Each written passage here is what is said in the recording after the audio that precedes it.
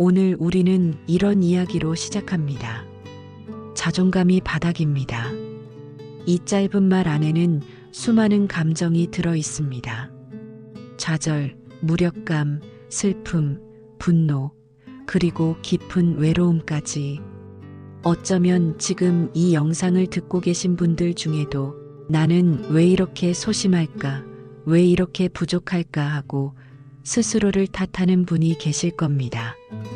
세상은 끊임없이 우리에게 요구합니다. 더 열심히 해라. 더 잘해라. 더 높이 올라가라.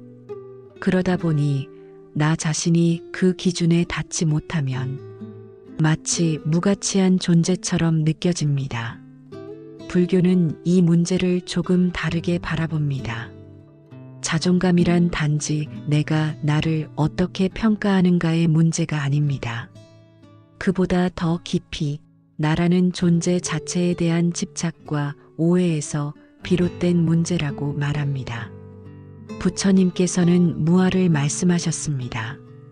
나는 고정된 실체가 아니다. 모든 것은 끊임없이 변한다. 이 말은 우리가 지금 느끼는 열등감도 영원히 머무는 것이 아니라는 뜻입니다. 또한 자존감이 낮다고 해서 나의 존재 자체가 사라지는 것이 아니라는 뜻입니다. 그러므로 이 여정은 억지로 나를 긍정하는 연습이 아니라 지금 이대로의 나를 있는 그대로 받아들이는 연습입니다. 여러분, 지금 잠시 눈을 감아보세요. 그리고 이렇게 마음속으로 말해봅니다. 나는 지금 이렇게 힘들다. 나는 지금 이렇게 아프다. 그러나 이 모습도 나의 일부다. 괜찮다. 괜찮지 않아도 괜찮다. 이제 우리는 천천히 자존감이 바닥일 때 어떻게 불교 철학이 길을 보여주는지 살펴보려 합니다. 지금 이 순간 제 이야기를 듣고 계신 여러분께 먼저 이렇게 말해드리고 싶습니다. 당신은 있는 그대로 소중한 존재입니다. 하지만 이렇게 말을 들었을 때 마음 깊은 곳에서 고개를 끄덕이시나요? 아니면 속으로 이렇게 대답하시나요? 아니에요. 저는 그렇지 않아요. 저는 너무 부족해요. 다른 사람들과 비교하면 저는 늘 모자라요. 그렇습니다. 우리가 자존감을 잃는 가장 큰 이유, 그 뿌리에는 언제나 비교가 있습니다. 우리는 태어나면서부터 비교 속에 놓입니다. 아이가 태어나면 부모들은 말합니다. 이 아이는 또래보다 키가 크다. 이 아이는 다른 아이보다 말이 늦다. 학교에 가면 어떨까요? 성적이 몇 등이니? 저 아이는 공부를 잘하는데 너는 왜 그러니? 직장에 들어가면 또 이어집니다. 동기 중에서 누가 더 빨리 승진했니? 저 사람은 집을 샀다는데 너는 아직이니? 평생 우리는 이 끝없는 저울질 속에서 살아갑니다. 비교는 마음을 두 갈래 길로 몰아넣습니다. 첫째, 남보다 높다고 느끼면 교만이 생깁니다. 나는 너보다 낫다. 나는 저 사람보다 우월하다. 둘째, 남보다 낫다고 느끼면 열등감이 생깁니다. 나는 저 사람보다 못하다. 나는 왜 저렇게 살지 못할까? 여러분, 교만도 열등감도 결국 괴로움으로 이어집니다. 교만은 무너질까 두려움에 시달리게 하고 열등감은 나를 끝없이 깎아내리게 합니다. 그래서 불교에서는 이렇게 말합니다. 비교의 두 길 모두가 집착이다. 부처님은 말씀하셨습니다. 남과 자신을 비교하지 말라. 그대는 그대대로 충분하다. 이 말씀은 단순한 위로가 아닙니다. 존재하는 모든 것은 연기, 즉 서로의 인연으로 인해 그대로 의미 있고 그대로 소중하다는 가르침입니다. 연꽃은 연꽃으로서 충분합니다. 장미는 장미로서 충분합니다. 연꽃이 장미를 부러워할 필요가 없고 장미가 연꽃을 시기할 필요도 없습니다. 여러분, 우리도 그렇습니다. 나는 나로 충분합니다. 내가 남이 될 필요는 없습니다. 하지만 우리는 너무나 자주 비교 속에 갇힙니다. SNS를 열면 남들의 화려한 일상이 보입니다. 누군가는 멋진 여행을 하고 있고, 누군가는 좋은 직장에서 성공하고 있고, 누군가는 예쁘고 잘생긴 얼굴로 웃고 있습니다. 그 순간 우리는 속으로 이렇게 말합니다. 저 사람은 저렇게 사는데 나는 왜 이럴까? 나는 뒤처진 것 같아. 이때 중요한 건 SNS 속 그 모습이 전체의 진실이 아니다는 사실입니다. 그들의 삶에도 아픔이 있고 불안이 있고 눈물이 있습니다. 하지만 우리는 보여지는 한 조각만 보고 그와 나를 비교합니다. 이 비교는 끝없는 열등감의 굴레로 이어집니다. 그렇다면 비교의 굴레에서 벗어나려면 어떻게 해야 할까요? 첫째, 내가 남이 될 필요가 없다는 사실을 인정해야 합니다. 내 삶은 나의 인연과 업이 모여 만들어진 길입니다. 남의 길은 그 사람의 업과 인연이 만들어낸 길입니다. 길이 다르니 속도도 다르고 풍경도 다릅니다. 비교할 수 없는 것입니다. 둘째, 내가 이미 가진 것을 바라보는 연습을 해야 합니다. 우리는 자꾸 내가 없는 것만 봅니다. 그러나 이미 내 안에도 소중한 것들이 있습니다. 작은 친절, 작은 성취, 작은 기쁨. 이것들을 바라보면 비교하려는 마음은 점점 힘을 잃습니다. 이제 잠시 명상을 해봅시다. 편안히 앉아 눈을 감습니다. 호흡을 느껴보세요.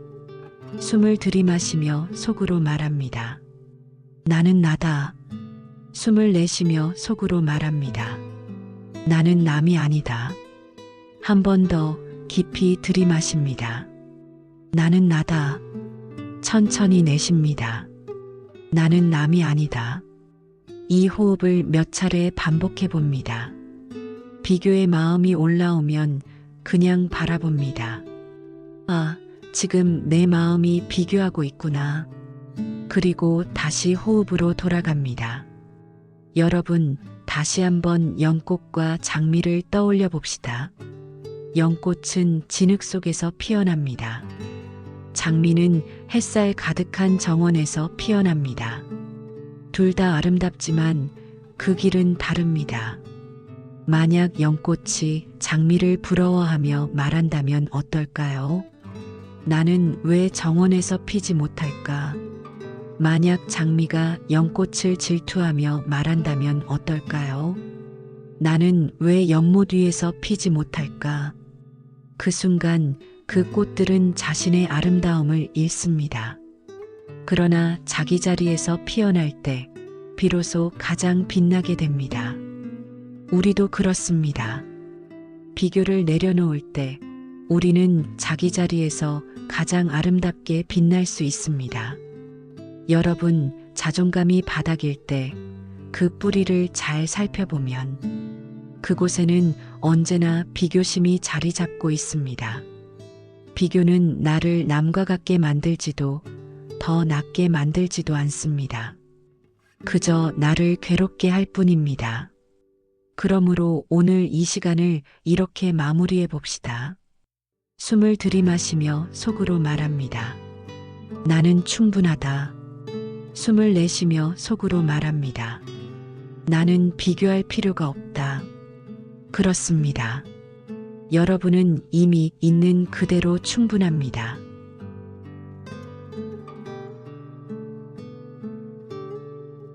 여러분, 혹시 이런 생각을 해보신 적 있나요? 나는 왜 이렇게 부족할까? 나는 왜 항상 실패할까? 나는 왜 다른 사람처럼 살지 못할까? 이런 마음이 들 때 우리는 마치 스스로를 적처럼 대합니다. 남에게는 차마 하지 못할 말들을 스스로에게는 거침없이 쏟아냅니다. 바보 같아. 넌 쓸모없어. 넌 절대 안 될 거야. 이렇듯 자존감이 바닥일 때 가장 무서운 건 자기 혐오입니다. 남이 나를 비난하는 것보다 내가 나를 미워하는 게 훨씬 더 깊은 상처를 남깁니다. 불교에서는 이 자기 혐오의 뿌리를 무명이라고 말합니다. 무명은 진실을 보지 못하는 상태입니다. 어둠 속에서 길을 잃고 헤매는 것과 같습니다. 왜 우리는 자신을 미워할까요? 그 이유는 우리가 진실을 보지 못하기 때문입니다. 진실은 무엇일까요? 우리는 고정된 실패자가 아닙니다. 우리는 영원히 쓸모없는 존재도 아닙니다. 우리는 지금 이 순간에도 끊임없이 변하고 있는 존재입니다. 그러나 마음은 과거에 묶여 있습니다. 그때 내가 실패했어. 그때 나는 잘못했어. 그 순간의 내가 곧 나 전체야. 이렇게 과거의 한 장면을 끌어와서 나 전체의 낙인을 찍어버립니다. 그게 바로 자기 혐오입니다. 부처님은 이렇게 말씀하셨습니다. 모든 것은 무상하다. 무상, 즉 변한다는 뜻입니다. 세상의 모든 것은 흘러가고 변합니다. 계절이 변하듯 하늘의 구름이 흘러가듯 우리의 마음과 생각도 끊임없이 변합니다. 따라서 나는 실패자다라는 생각도 나는 쓸모없다라는 마음도 영원히 머무는 것이 아닙니다. 그것은 단지 순간적인 구름일 뿐입니다. 구름이 아무리 하늘을 덮어도 그 뒤에는 늘 푸른 하늘이 있습니다. 구름은 흘러가고 하늘은 그대로 남아 있습니다. 여러분의 본래 마음은 구름에 가려 있을 뿐 결코 사라지지 않습니다. 자기를 미워하는 마음은 사실 집착입니다. 무엇에 대한 집착일까요? 바로 과거의 나에 대한 집착입니다. 예전에 했던 실수, 예전에 겪은 실패, 예전에 들었던 누군가의 말, 그것을 놓지 못하고 움켜쥐고 있습니다. 그리고 이렇게 말합니다. 나는 그런 사람이야. 그러나 불교는 말합니다. 그것은 지나간 것일 뿐, 지금의 나는 이미 다른 존재다. 지금의 나는 매 순간 새롭게 태어납니다. 매 순간 새로운 호흡을 하고 매 순간 새로운 인연을 만나고 있습니다. 그러므로 나는 과거의 내가 아닙니다. 이제 잠시 명상을 해봅시다. 편안히 앉아 눈을 감습니다. 호흡을 느껴봅니다. 숨을 깊게 들이마시며 속으로 말합니다. 나는 변하고 있다. 숨을 내쉬며 속으로 말합니다. 나는 집착을 놓는다. 다시 한번 숨을 들이마시며 말합니다. 나는 변하고 있다. 내쉬며 말합니다. 나는 집착을 놓는다. 여러분, 자기 혐오가 올라올 때마다 이 호흡을 기억해 보세요. 그 순간 나는 변할 수 있는 존재다라는 희망이 피어납니다. 또 한 가지 중요한 지혜가 있습니다. 바로 자기 연민입니다. 자기 혐오와 정반대의 마음입니다. 자기 혐오는 나를 적처럼 대하는 것이고 자기 연민은 나를 친구처럼 대하는 것입니다. 불교의 자비는 남을 불쌍히 여기는 것만이 아닙니다. 나 자신을 불쌍히 여기는 것도 자비입니다. 한 아이가 넘어졌습니다. 그 아이를 바라보며 우리는 말합니다. 괜찮아. 아프지? 울어도 돼. 일어나면 돼. 하지만 정작 내가 넘어졌을 때는 이렇게 말합니다. 너는 왜 또 이래? 넌 왜 항상 못하니? 이제 그 시선을 바꿔야 합니다. 내가 넘어졌을 때도 그 아이를 대하듯 말해줘야 합니다. 괜찮아. 아플 수 있어. 실패할 수 있어. 다시 일어나면 돼. 여러분께 짧은 개송 하나를 들려드리겠습니다. 남을 불쌍히 여기듯 나 자신을 불쌍히 여기라. 그 순간 나와 남의 경계가 사라진다. 이 짧은 개송은 우리가 자기 혐오에서 벗어나는 길을 보여줍니다. 남을 향한 자비와 나를 향한 자비는 결코 다르지 않다는 뜻입니다. 자존감이 바닥일 때 우리는 종종 스스로를 미워합니다. 그러나 그 마음은 진실이 아닙니다. 그것은 단지 과거의 집착이고 잠시 머무는 구름일 뿐입니다. 부처님의 가르침을 기억하세요. 모든 것은 변합니다. 나도 변할 수 있습니다. 자기를 미워하는 마음이 올라올 때마다 잠시 멈추고 이렇게 속삭여 보세요. 나는 변하고 있다. 나는 집착을 놓는다. 나는 나에게 연민을 건넬 수 있다.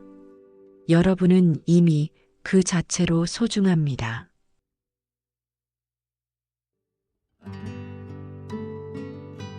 여러분, 혹시 이런 생각을 해본 적 있으신가요? 나는 아무 쓸모가 없는 사람 같다. 나 하나 없어도 세상은 잘 돌아갈 거야. 이 마음은 우리가 살아가며 한 번쯤은 꼭 마주치는 감정입니다.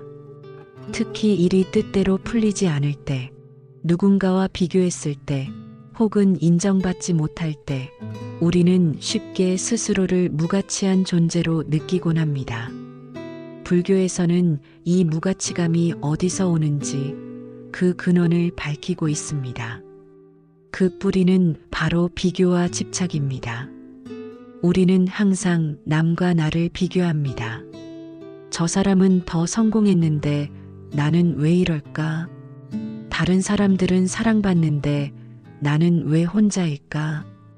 이 비교의 눈은 결국 나를 끊임없이 평가하게 만들고 평가의 끝에서 스스로를 낮추게 만듭니다. 부처님은 이렇게 말씀하셨습니다. 다른 이와 비교하며 괴로워하지 말라. 모든 존재는 자기만의 꽃을 피운다. 무가치하다고 느낄 때 사실 우리는 나 자신을 있는 그대로 보지 못하고 남이 가진 것이라는 잣대로만 나를 바라보고 있는 것입니다. 불교에서는 가치라는 것을 조금 다르게 봅니다. 세상의 기준, 돈이나 명예, 외모나 능력이 그 사람의 본질적인 가치를 정하지 않는다고 말하지요. 모든 존재는 그 자체로 인연의 결과이며 그 인연이 모여 지금 이 순간에 살아있다는 것, 그것만으로도 이미 귀하고 소중한 일입니다. 불교에서는 이를 불가사의한 존재성이라고 표현합니다. 우리가 태어난 것, 숨 쉬는 것, 살아가는 것 모두가 헤아릴 수 없는 인연의 그물망 덕분이라는 뜻이지요. 따라서 여러분이 느끼는 무가치감은 사실 세상의 눈이 만들어낸 가짜 그림자일 뿐입니다. 본래의 불교적 눈으로 보면 당신은 이미 대체 불가능한 인연의 중심입니다. 이런 이야기가 있습니다. 넓은 들판에 들꽃이 가득 피어 있습니다. 그 중에서 유난히 큰 꽃, 화려한 꽃만 눈에 띌까요? 아니요. 바람에 흔들리는 작은 들꽃 하나조차 그 들판의 풍경을 완성하는 소중한 존재입니다. 만약 그 작은 들꽃이 없었다면 그 자리에는 빈틈이 생겼을 것입니다. 그리고 그 빈틈은 결코 다른 꽃이 대신할 수 없지요. 우리 삶도 마찬가지입니다. 당신이 지금 작은 존재처럼 느껴진다 해도 세상이라는 커다란 인연의 들판에서는 그 누구도 대신할 수 없는 자리를 채우고 있습니다. 불교는 또한 이렇게 말합니다. 지금 내가 무가치하다고 느끼는 이유는 과거의 업과 연결되어 있다는 것을요. 업이란 단순히 과거의 잘못이 아니라 내가 지금까지 쌓아온 모든 경험과 습관의 흐름입니다. 때로는 그 업의 힘으로 인해 나는 실패자야라는 생각이 쉽게 떠오르고 스스로를 자꾸만 낮추는 습관이 생기기도 합니다. 하지만 불교는 이렇게 가르칩니다. 업은 바꿀 수 있다. 지금 이 순간의 선택이 곧 새로운 업을 만든다. 즉, 무가치하다는 생각에 사로잡히지 않고 그 순간을 알아차리는 것만으로도 이미 새로운 업을 짓는 시작이 되는 것입니다. 그리고 또 하나의 중요한 가르침은 무상입니다. 무가치하다는 감정조차도 영원히 머무르지 않고 흘러가는 파도와 같다는 것이지요. 오늘 내가 무가치하게 느껴진다고 해서 내일도 똑같은 마음일까요? 아니요. 마음은 끊임없이 변합니다. 이 사실을 알아차리는 순간, 지금 내가 느끼는 이 감정도 잠시 머물다 사라지겠구나 하고 가볍게 바라볼 수 있습니다. 무가치감이 나의 본질이 아니라 그저 지나가는 하나의 마음 상태임을 알게 되면 우리는 그것에 휘둘리지 않고 더 자유로워질 수 있습니다. 그렇다면 어떻게 이 지혜를 삶에서 체험할 수 있을까요? 불교는 수행을 통해 그것을 알려줍니다. 호흡 명상 나는 숨쉬고 있다. 살아있다. 이 단순한 사실을 자각하는 것만으로 삶의 소중함을 깊이 체험할 수 있습니다. 자비 명상 나도 행복하길 바란다. 나도 자유롭길 바란다. 이 문장을 마음속으로 되뇌일 때 스스로를 미워하던 마음이 조금씩 풀려나갑니다.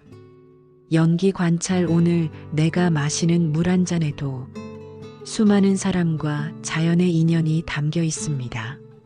내 존재는 결코 혼자가 아니라 수많은 연결 속에 있다는 것을 체험하게 되지요. 이 수행들은 우리가 잊고 있던 본래의 가치를 되찾게 도와줍니다. 오늘 우리는 무가치감이라는 감정을 살펴봤습니다. 비교에서 비롯된 그 마음은 사실 허상일 뿐, 불교의 눈으로 보면 모든 존재는 이미 그 자체로 귀하고 소중합니다. 한 송이 꽃처럼 바람에 흔들리는 작은 풀잎처럼 당신은 세상의 풍경을 완성하는 하나의 존재입니다. 그러니 스스로에게 이렇게 속삭여 주세요. 나는 지금 이대로도 충분하다. 나는 이미 인연의 그물 속에서 소중한 역할을 하고 있다. 그리고 그 마음으로 오늘 하루를 살아가신다면 무가치감 대신 깊은 평온과 고요한 자신감을 느끼실 수 있을 것입니다.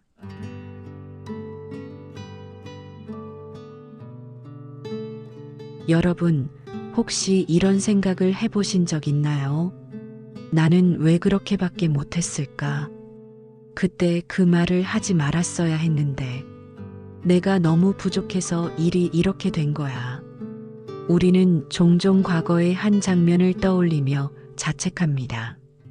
잠들기 전 불현듯 밀려드는 후회, 누군가와 갈등했던 기억, 그리고 그때 내가 더 현명하지 못했던 행동들, 이 모든 것이 파도처럼 밀려와 스스로를 가차없이 심판하게 만듭니다. 하지만 여러분, 부처님은 이렇게 말씀하셨습니다. 모든 것은 변한다. 이미 지나간 것은 붙잡을 수 없고 다가올 것은 아직 오지 않았다. 오직 지금만이 있다. 그렇다면 이미 지나가 버린 잘못을 끝없이 붙잡고 괴로워하는 것은 사실 우리 스스로에게 또 다른 고통을 만들어내는 일일지도 모릅니다. 먼저 우리가 기억해야 할 것은 용서란 단순히 과거를 지워버리는 것이 아니라는 것입니다. 많은 분들이 용서하면 다 잊어버려야 한다고 생각합니다. 하지만 불교에서의 용서는 잊음이 아니라 집착을 놓아주는 것입니다. 내가 저지른 실수와 잘못, 그것은 분명히 내 인생의 일부입니다. 그것을 억지로 부정하거나 없었던 일처럼 만드는 것은 오히려 더 큰 억압을 낳습니다. 진짜 용서란 그 잘못까지 포함한 나를 껴안아 주는 것입니다. 그래, 나는 그때 부족했다. 그때는 그것밖에 할 수 없었다. 하지만 그것이 나의 전부는 아니다. 이렇게 스스로에게 말해줄 때 비로소 용서가 시작됩니다. 여러분, 불교 경전에는 유명한 비유가 있습니다. 바로 두 개의 화살 이야기입니다. 첫 번째 화살은 우리가 삶에서 겪는 고통입니다. 예를 들어, 내가 한 말 때문에 누군가가 상처를 입었을 때 그 상황 자체가 첫 번째 화살입니다. 그런데 우리는 종종 거기서 멈추지 않습니다. 내가 왜 그랬을까? 나는 왜 항상 이 모양일까? 나는 쓸모없는 사람이야. 이렇게 끝없이 자책하며 스스로를 찌릅니다. 이것이 두 번째 화살입니다. 부처님은 말씀하셨습니다. 첫 번째 화살은 피할 수 없지만 두 번째 화살은 피할 수 있다. 용서란 바로 두 번째 화살을 내려놓는 일입니다. 이미 지나간 과거를 붙잡고 자신을 계속 찌르지 않는 것, 그것이 스스로에게 주는 가장 큰 자비이자 자유입니다. 그렇다면 우리는 왜 이렇게 자신을 용서하지 못할까요? 첫째, 완벽해야 한다는 착각 때문입니다. 우리는 늘 더 잘해야 한다는 압박 속에 삽니다. 하지만 불교에서 말하는 진리는 명확합니다. 모든 존재는 불완전하다. 불완전하기에 배우고 성장하며 깨닫는 것입니다. 둘째, 남의 시선에 갇혀 있기 때문입니다. 사람들이 나를 어떻게 볼까? 나를 무능하다고 생각하지 않을까? 이렇게 타인의 눈으로 나를 재단하며 나를 더 용서하기 어려워집니다. 셋째, 자신을 버려야 속죄가 된다고 믿기 때문입니다. 하지만 끝없는 자기벌은 속죄가 아니라 자기 파괴일 뿐입니다.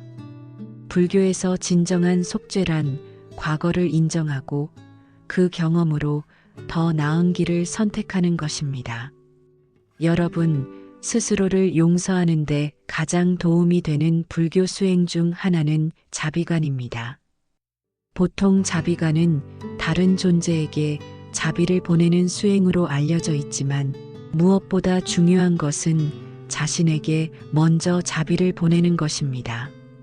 눈을 감고 이렇게 마음속으로 천천히 읊어봅니다. 나는 행복하기를 원한다. 나는 고통에서 벗어나기를 원한다. 나는 안전하고 평온하기를 원한다. 그리고 이렇게 이어갑니다. 지금까지의 부족함과 실수를 그대로 안고 나는 나 자신을 용서한다. 나는 다시 시작할 수 있다. 여러분, 이 짧은 구절을 하루에 몇 번이라도 마음으로 읊어보세요. 그 순간 여러분 안에 작은 따스한 빛이 켜질 것입니다. 그 빛이 쌓이고 쌓여 스스로를 용서할 수 있는 힘으로 자라납니다. 스스로를 용서한다는 것은 단지 잘못을 덮는 것이 아니라 그 잘못을 새로운 지혜의 씨앗으로 바꾸는 일입니다. 부처님 제자 중에는 앙굴리마라라는 인물이 있었습니다. 그는 수많은 사람을 해친 무서운 범죄자였지만 부처님을 만나 마음을 돌이켰습니다. 그 후 그는 위대한 수행자가 되어 많은 이들을 이롭게 했습니다. 이 이야기가 전하는 메시지는 분명합니다. 과거가 아무리 어두워도 그곳에서 돌아서는 순간 새로운 길이 열린다는 것입니다. 여러분의 실수 역시 마찬가지입니다. 그 잘못이 있었기에 지금의 깨달음이 가능했고 앞으로의 삶은 더 깊어질 수 있습니다. 스스로를 용서한다는 것은 오늘을 새롭게 시작하는 힘을 주는 일입니다. 우리가 과거에 묶여 있으면 오늘의 삶을 온전히 살 수 없습니다. 불교에서는 이를 지금 이 순간의 수행이라 부릅니다. 과거의 잘못에 머무르지 않고 미래의 불안에 갇히지 않고 오직 지금 할 수 있는 것에 집중하는 것. 그것이 진정한 자유입니다. 오늘 하루를 시작하면서 이렇게 다짐해 보세요. 나는 어제의 나를 용서한다. 그리고 오늘 새로운 발걸음을 내딛는다. 여러분, 그것이 바로 불교에서 말하는 참된 용서의 길입니다. 용서는 있는 것이 아니라 집착을 내려놓는 일입니다. 두 번째 화살을 내려놓을 때 우리는 스스로를 자비로 품을 수 있습니다. 자비관 수행을 통해 자신에게 따뜻한 마음을 보내는 연습을 하세요.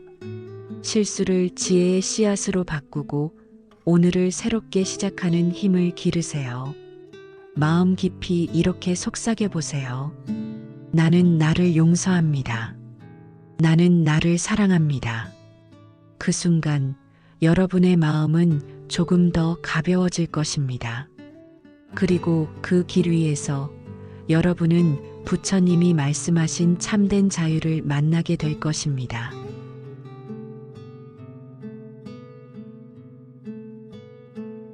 우리는 이 여정을 통해 자책과 후회를 조금씩 내려놓는 법을 배웠습니다. 그러나 여기서 멈추어서는 안 됩니다. 진정한 치유는 단순히 용서에서 끝나는 것이 아니라 자기 자신을 향한 연민과 자비로 이어질 때 완성됩니다. 많은 분들이 연민이라는 단어를 들으면 남을 불쌍히 여기는 마음을 먼저 떠올리곤 합니다.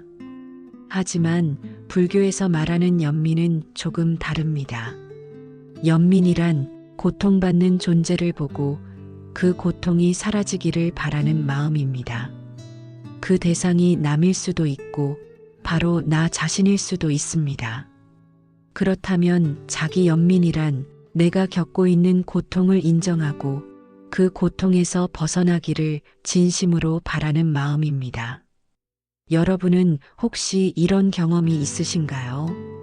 누군가 힘들다고 하면 괜찮아, 힘내라며 따뜻하게 위로해 주면서도 정작 내가 힘들 때는 이 정도도 못 버티는 나는 왜 이럴까라며 스스로를 몰아붙이는 경우 말입니다.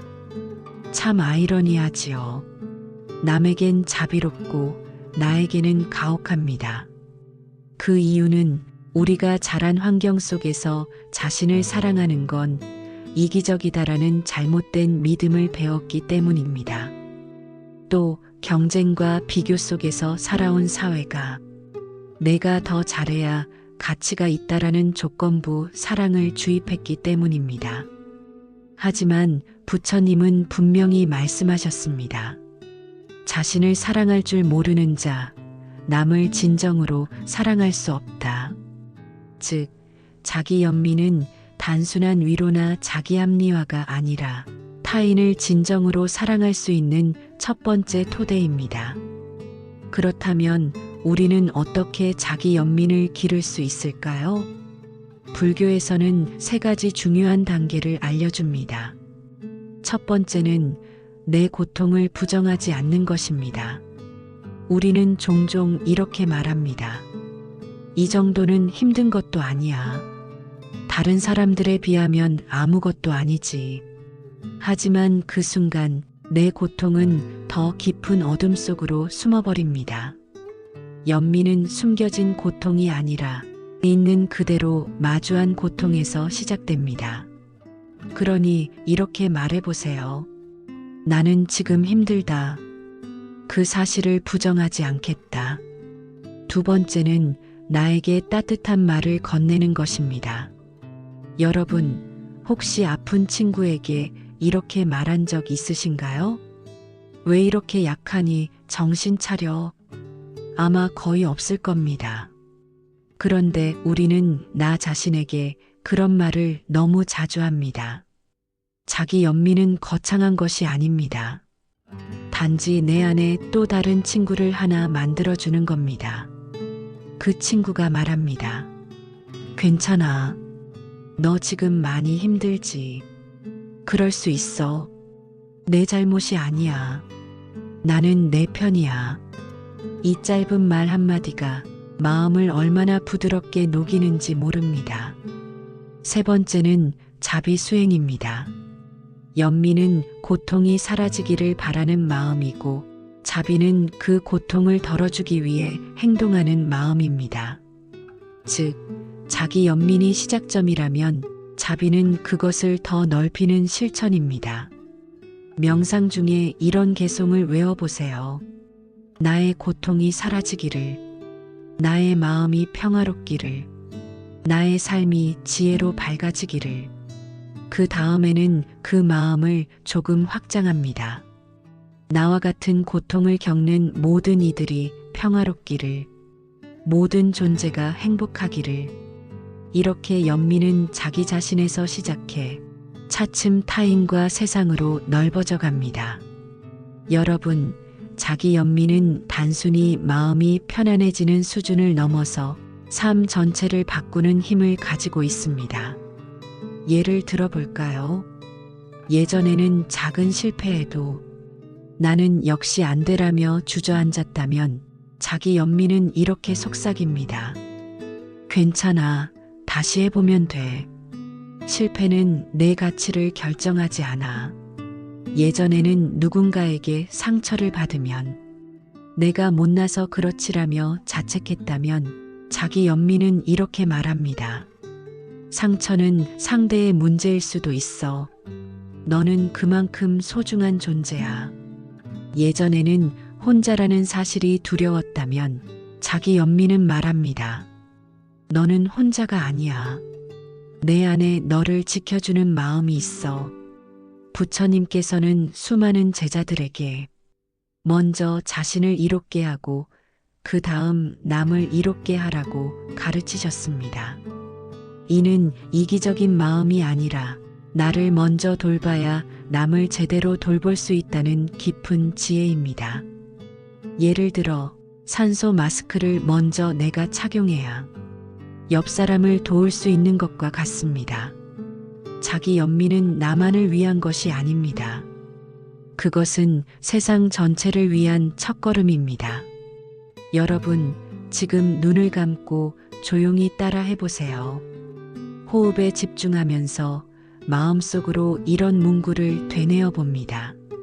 나의 고통이 사라지기를, 내 마음이 평화롭기를, 나는 나 자신을 용서하고 따뜻하게 안아주기를 바란다. 숨을 들이쉴 때 내 안으로 따뜻한 빛이 들어오는 것을 느끼고, 숨을 내쉴 때 그 빛이 내 고통과 상처를 감싸는 것을 상상해 보세요. 조금 익숙해지면 이렇게 확장해 봅니다. 나와 같은 고통을 겪는 모든 이들의 고통이 사라지기를, 모든 존재가 행복하기를. 짧은 몇 분의 수행만으로도 마음이 한결 부드러워지고 스스로에게 미소를 지을 수 있게 될 것입니다. 이제 우리는 알게 되었습니다. 자기 연민이란 스스로에게 따뜻한 친구가 되어주는 일이고, 자비란 그 따뜻함을 세상에 나누는 일입니다. 부처님의 가르침처럼 우리는 먼저 나를 사랑함으로써 세상을 사랑할 수 있습니다. 그러니 오늘 하루 자신에게 이렇게 말해주세요. 괜찮아. 너는 소중한 존재야. 내 안에는 이미 자비의 씨앗이 있다. 그 씨앗을 키워가며 세상과 함께 평화로워지기를. 여러분, 지금까지 우리는 자기 미움, 무가치함, 용서, 그리고 자기 연민과 자비에 대해 깊이 살펴보았습니다. 이제 중요한 단계가 남았습니다. 그것은 바로 이 모든 것을 실제 삶 속에서 어떻게 실천할 것인가입니다. 불교의 가르침은 단순히 사유의 차원에 머물지 않습니다. 진짜 힘은 그것을 일상에 적용할 때 나타납니다. 아침에 눈을 떴을 때 우리는 보통 스마트폰을 먼저 집어들거나 해야 할 일들을 떠올리곤 합니다. 그러나 오늘부터는 아주 작은 습관을 더해보세요. 눈을 뜨자마자 마음속으로 이렇게 말하는 것입니다. 오늘 하루도 살아주어서 고마워. 나는 완전하지 않지만 소중한 존재다. 이 한마디는 마음의 방향을 바꿔줍니다. 하루의 첫 순간에 자신을 존중하는 씨앗을 심는 것이지요. 불교 수행에서 가장 기본이 되는 것은 호흡 관찰입니다. 호흡은 늘 우리와 함께 있고 현재의 순간으로 돌아오게 하는 다리입니다. 숨을 들이쉴 때 이렇게 속으로 말해보세요. 지금 이 순간 나는 살아있다. 숨을 내쉴 때는 이렇게 말합니다. 이 순간 나는 괜찮다. 이 간단한 호흡 명상은 자기자비의 가장 기초적인 연습입니다. 마음이 흔들릴 때 스스로를 안아주는 호흡으로 돌아올 수 있습니다. 우리는 작은 실수에도 자신을 심하게 비난합니다. 왜 이 정도도 못해? 나는 항상 부족해. 그러나 부처님은 말씀하셨습니다. 모든 존재는 불완전하며 그 안에서 배운다. 실수했을 때 이렇게 말해보세요. 괜찮아. 나는 배우고 있는 중이야. 이 말은 책임을 회피하는 것이 아닙니다. 오히려 실수를 있는 그대로 인정하면서도 나를 채찍질하지 않고 성장으로 나아가게 합니다. 자기 자비는 나에게서 시작되지만 거기서 끝나지 않습니다. 불교의 가르침은 항상 나와 남이 둘이 아님을 강조합니다. 내가 나를 미워하지 않을 때 다른 사람도 미워하지 않게 됩니다. 내가 나를 용서할 수 있을 때 다른 사람도 용서할 수 있게 됩니다. 내가 나를 존중할 때 다른 사람을 존중할 수 있게 됩니다. 자기 자비의 실천은 결국 세상과의 관계를 바꾸는 수행이 됩니다.